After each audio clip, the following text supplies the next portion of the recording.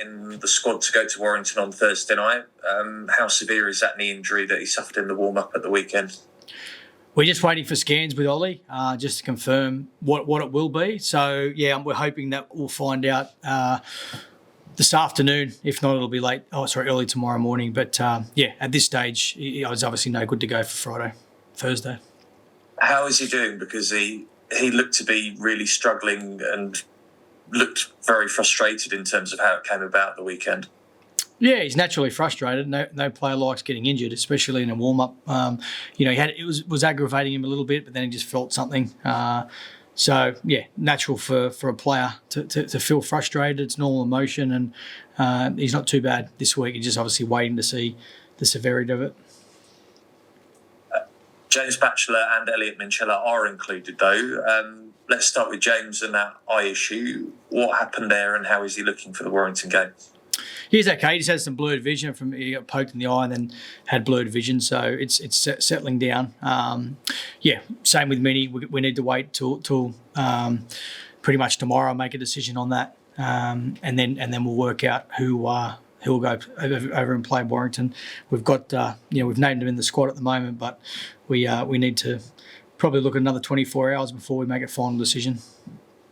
And Elliot Minchella as well, he said at the weekend that 5 days may not be long enough for him. So how's he looking with the groin injury that he suffered? Yeah, exactly the same. I mean, he's named in the squad, so there's a potential chance he'll play, but we'll know more within the next 24 hours. He basically, we've first day come back in today and first day on their feet. So, we'll know more tomorrow once we do some more testing with him.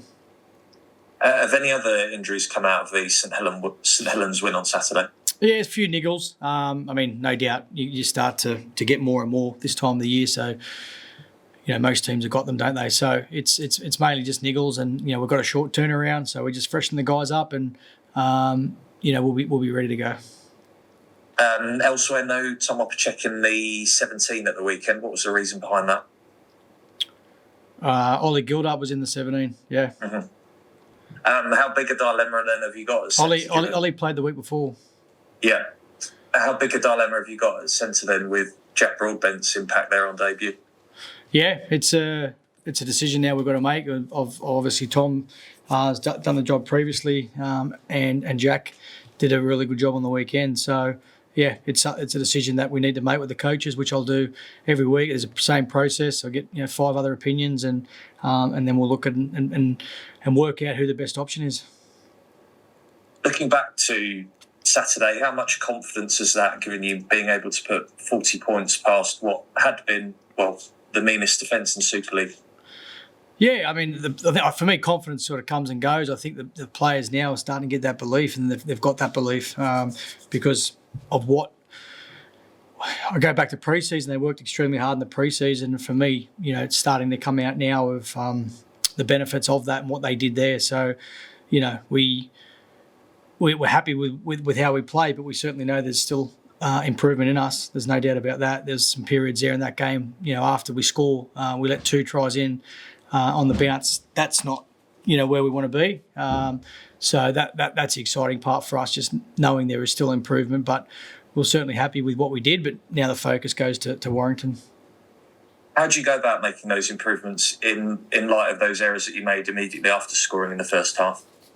Yeah, obviously you highlight them. We show the players, and then we work out where we went wrong, and then what we need to do going forward. That's in a video, but then go out and practice it. That's the key. You need to go out and put the players in different scenarios and different situations, put them in the same situations what they're in, and that's the best way to learn. And so we don't do it again. And we're going to have errors. It's all part of the game, and the way we play. You're certainly going to have errors, but you just don't want those unforced errors. But if you do, you need to defend them. Before the game, you spoke to us about maybe still in some quarters being written off. Do you feel that win has now really made people sit up and take notice, that see you now as true title contenders? Oh, look, no disrespect, but it doesn't matter too much what outside people say and media say. I mean, obviously, it's part of your job and the media's job to discuss how teams are going and say whether they're contenders or pretenders. But you don't win a comp, or you don't make finals, or you don't know where you're at, or you can get a gauge of where you're at. But round 10, 11, 12, if you're flying and then you go the other end, the back end of the year, is it a successful season? So for us, we want to keep building and keep consistent with the performances that we know we can bring. And the last 2 weeks we've been consistent with that, but we certainly know we can improve. And as I say, that's the internally that's the challenge for us. Not so much a challenge. That's the key thing for us is to make sure that we keep working hard and keep consistent with what we're doing, but keep improving in areas that we need to. It was obviously flagged up at the weekend, all of the top 6 level on 14 points now after round 10. How much do you feel that this Super League is there for the taking for you or anyone else this season?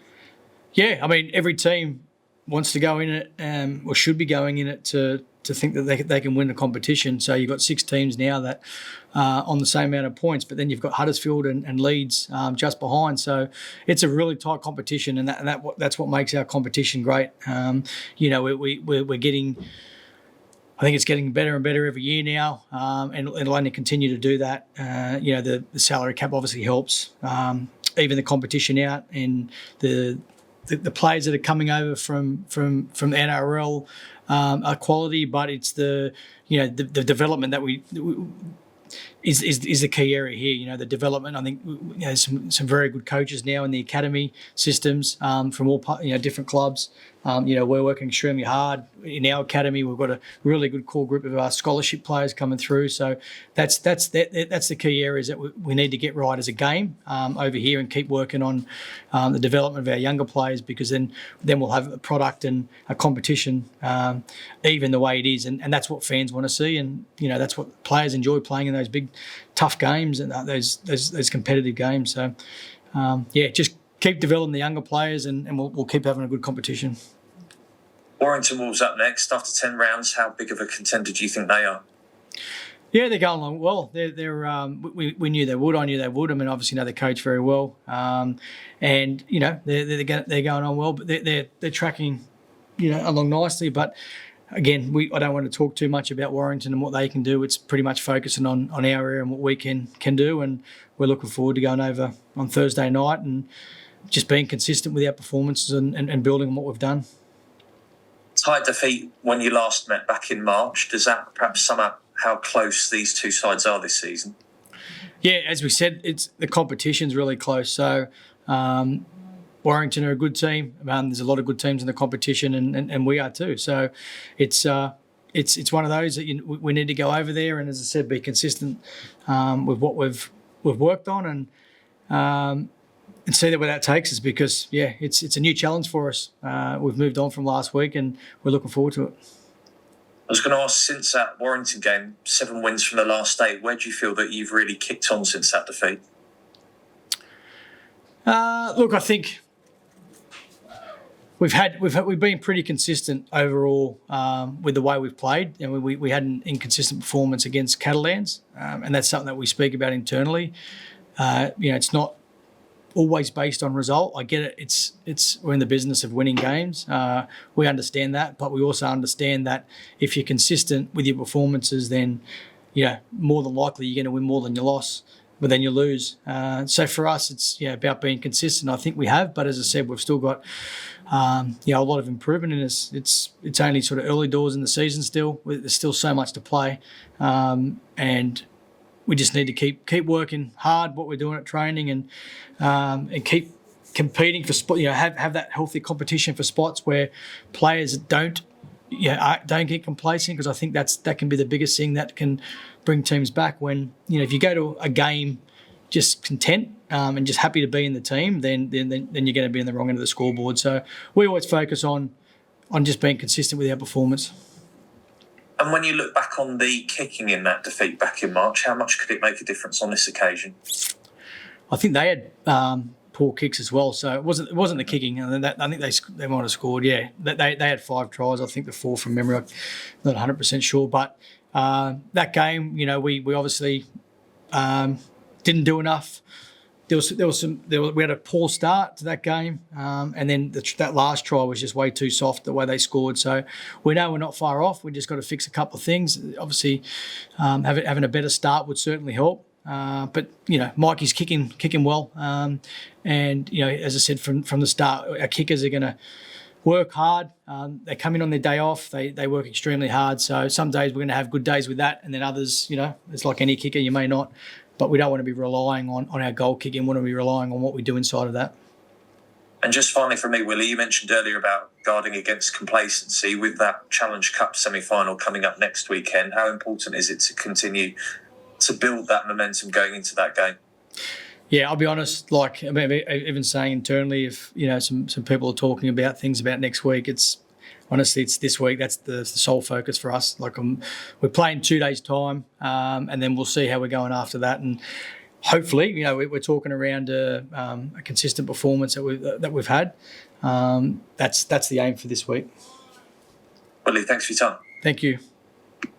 Hi, Willie. How you doing? Good, Matt. You, mate? Not bad. Just touching on that a little bit, you've never struck me as the sort of coach who has one eye on the week ahead when picking a team too often. You go to win every week. Is it fair to suggest in a week where all 4 semi-finalists play each other in reverse fixtures and they may take different approaches, you won't be making changes with one eye on a semi-final? Yeah, definitely not. We're worried about this week and this week only. It's I think last year, there was a time that we did we had niggles, but we rested some players. And you got to get your learnings from different situations, and that's probably one area that I learnt last year. Just worry about the week ahead. That's the most important, because rugby league, anything can happen, can't it? There's so much can happen in a game. We just want to. I know it can be cliche, but I need to live it, and we need to live it by worrying about the week ahead, and we'll pick the best team available for this week that we believe. As I said, I've got 5 other coaches that help pick a team, and most of the time, all the time, majority sort of rules, and I'll have the end say, but I'm pretty comfortable with the decisions that they make. Just looking at some stats across Super League, you're top for tries scored, top for offloads, top for clean breaks, top for dummy runs. Basically, a lot of the attacking stats you're at the top of the competition for. I know you pride yourself a lot on your defence, but reeling off those stats, you must be satisfied with that, especially given how much conversation there was around the first 3-4 weeks about your attack and what it is. All the key indicators at the minute suggest you're the best attacking team in the league. I was going to say, remember after round 3? Look, mate. For us, mate, we do focus on our defence. We certainly work hard on our attack as well. So, we'd certainly swap that stat to have defence as number 1, but certainly nice to have, to be there at the moment. As I said, we've certainly got work an improvement in us in both defence and attack. We just need to keep working hard. The players, and the spine have a big part of what we do, and Minnie's been great in the middle there, and it's working well in terms of the connections, and it was always going to take a bit of time, but we like to think that we still have improvement in us. Just on one last from me, you said judges after 10 games and we'll have a better idea. We're 10 rounds in, so what have you learned about this team and what they can't do, what they are very good at, what they maybe can be better at, so on and so forth? I think with the group that we've got here is, if you give them a task and a challenge in certain areas, that they will achieve it. If that they're very good at being able to look at something and go, okay, we weren't great in that area, we need to fix it. They'll go out in the training field, fix it, work on it, and then they'll fix it that weekend after. And I think that's a really good sign with the group. They're very. We've got no. What's the word I'm looking for? I've got to be careful here. All good people. There's a lot of good people in the club and with players. So I think that's the most important thing. I know we've got a really, really good group of people, and when you do that, you can. And you've got a vision, you can work towards it together. We don't have anyone pulling the other direction or not on board with where we want to head. So I think that's the main one for me. having a really, really good group of people, and I'll say great people in amongst the club from the top down, but especially the playing group. And they work hard. There's no doubt about that. They work hard. They're all hungry.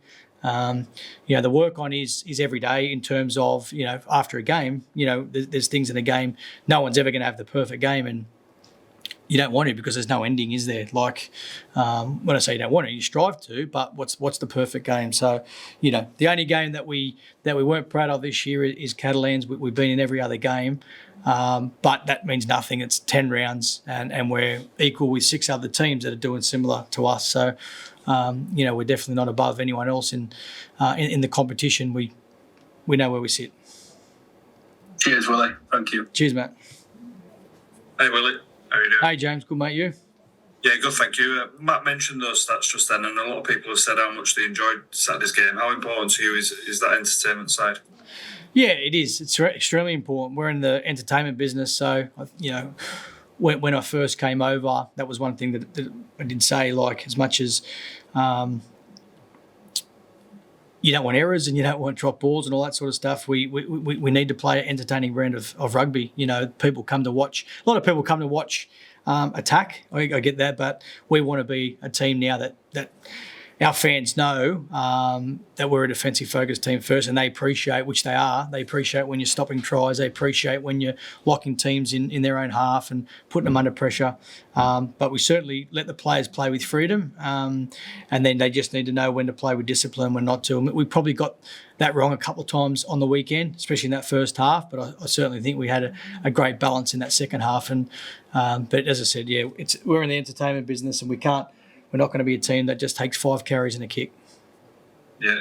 In previous years, it was all about OKR's left edge. How happy are you with the balance now and the number of threats you've got on both edges? Yeah, that's the key, mate, to having a strong attack, is being a threat on both sides. I mean, teams will preview and look for different trends and things that you're doing, and our job is to not give them any. We're based around, I know eyes up footy can be a bit of a cliche, but eyes up footy to us is literally that, is when we see an opportunity, have a reason for taking it, and then we take it and execute it.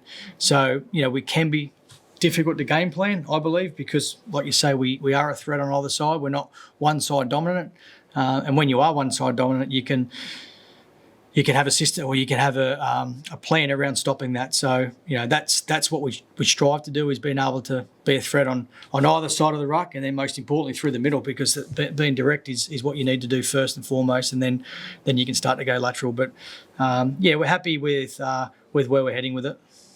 Yeah, you've had some good tussles with Warrington during your time at the club, but you've yet to come out on top. What would a win on Thursday away at a rival club do for belief? Yeah, it just added that extra layer, won't it? I mean, again, what we're talking about now is more around performances. Like, it doesn't matter where we play. We'll judge ourselves around what was that performance like. We need to have a mentality that doesn't matter who we play, where we play, that we're consistent with our performance. And I think you can get carried away with, you need to win away and you need to do this, and it's about, honestly, it's about performance. And whether we played Wigan away or St Helens away on the weekend and we play like that, or whether we play at home, that's where we want to get to. We want to go to Warrington this week and another layer to that. But it's just having a really, really strong performance. And then if you do that, then more than likely you get a result. So, and that's, most teams would say that, but that's we're no different. Good stuff. Thank you, Willie. All the best. Cheers, James. Cheers. Thanks, mate. Hey, Willie, you all right? All right, mate. You, Gary? Yeah, good, thank you. Just a quick follow-up on Ollie Gilder. Are you suspecting or expecting to not be able to call him for a while? Possibly. There's a possibility. We'll know more this afternoon or tomorrow. And just on to Warrington. Now we're 10 games in. Like the initial bump of the new coach has probably gone now, but Warrington have showed real progress. Does that surprise you with Sam in charge? No, not at all. I mean, I know Sam for a long time, and I knew what Sam would bring. I mentioned at the start of the year, so no surprise whatsoever. Sam's doing a really good job there with his staff, and they're a good team. Going back to then, you probably talked about this at the start of the year, but what was Sam like to work with when he was a player? Is it surprising he sort of jumped into coaches, seems to be adapting so easily, so well? No, not a surprise at all. I mean, I've mentioned it before. Sam he's one of the best leaders. Andy Farrell was, Sam Burgess was. Two English guys are two of the best that I've seen. Exceptional. The way he could get the group together and he led with his actions. So there's no surprise whatsoever. Sam knows what he wants, and you can see that, in the way Warrington are playing, and so it's no surprise to me. For want of a better phrase, was he almost like a playing coach? Like he was essentially a coach on the field? Yeah, I mean, I think these days what you want to try and create, the days of dictatorship in terms of the coach saying this is what we have to do, this is what we are doing, the way society is and youth is these days, it doesn't work. So what you want to try and create is players have a lot of input in terms of, how you want to do things, standards, behaviours, and then at the end of the day, they're the ones that action, or we all action it. But so Sam probably just bought that earlier, and as a coach, you just go, you let them go. When you've got leaders like that, you let them go. You might not be blessed to have certain leaders like Sam Burgess, so you need to educate them, you need to teach them. But Sam had that, and we're certainly getting those leaders in our club that drive the standards and drive the behaviours and things like that. And Sam, as I said, he led through his actions. As well as the leadership and not being afraid to give it to his teammates, did he show almost like that tactical nous as well? Yeah, Sam has a really good understanding of the game for a prop, or he was a lock, he was a back rower. So he's played in a few different positions, but he played a certain way, and that was with intent. That's how he loved to play. It was hard, but Sam was smart. Sam knew, how to break a team down. He'd leave it most of the time to the likes of Cody and Adam Reynolds and players like that. But he certainly, he's a smart guy for a middle forward. And when there were occasions when you almost like disagreed with him, obviously Sam's not a small fellow, is he? Was there occasions where you're like, oh, blimey, I'm going to disagree with Sam Burgess, he's bigger than me? I had to jump on a chair and get a bat or something like that. That's what I had to do. Sam was, because the good thing about Sam is, and when you have players and leaders like that, it's a discussion, and you're not always going to agree, are you? Like they're the best environments. You don't want to always agree with how you do things. It's conversation, and then you disagree and commit. I could never. There's not once. I remember when there was Wayne Bennett and Anthony Seibold had the swap. I looked after the squad for 2 weeks before Wayne come down, and Sam and I were pretty much running the show together. And Sam was a player, so he was a great support for me. So I knew then that Sam would be he was going to be a coach, and we had a really good relationship then, and we got through those 2 weeks, and then the master came down, and that was it. Cheers, Lee. Thank you very much. Much appreciated. Cheers. Thanks.